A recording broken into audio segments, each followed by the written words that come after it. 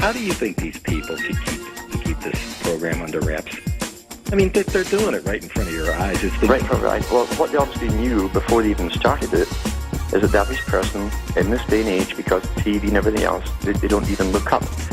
People who live in the country generally used to always walk out the door and look at the sky.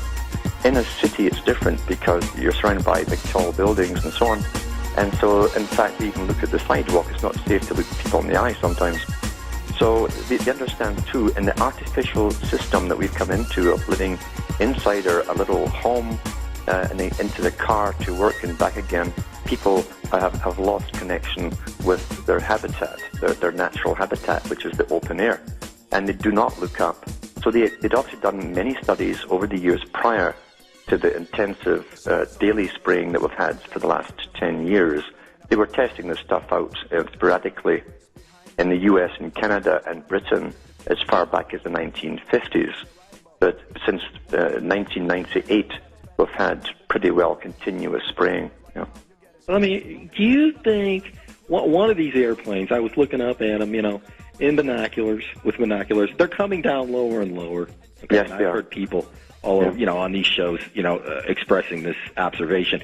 Okay, this one plane is most of these I feel were 767 tankers, and the nozzles, the nozzles where the stuff was coming out was on the tail fins. Yeah. I mean, this one was low. I saw it.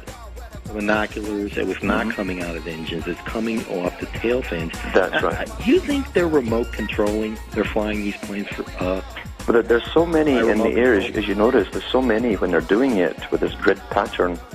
You either have a super air force, which no one's taking responsibility for, by the way. Now, Canada does not deny that they don't exist. They just deny that they're there, that they belong to Canada. So there is again, this falls in line with what they discussed as far back as the League of Nations creating a world air force. And these aircraft are generally unmarked, they're white in color.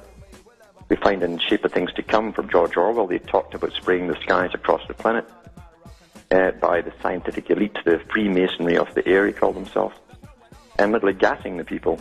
Well, he didn't dream that up by himself. He was a very unimaginative man, in fact. He got all his orders from those who told him what to write about. So they've been at this for a long time, building up this incredible... It's not just the size of the Air Force, it's also... They must have been working steadily for about 40 years, building up the chemicals, the amounts of them to use on the world, because this is literally going on across the whole planet. So that's mind-boggling. But once again, you have many site departments of the military. They do vet out pilots for their own psychopathic qualities and put them into special units, and I think that's what we have.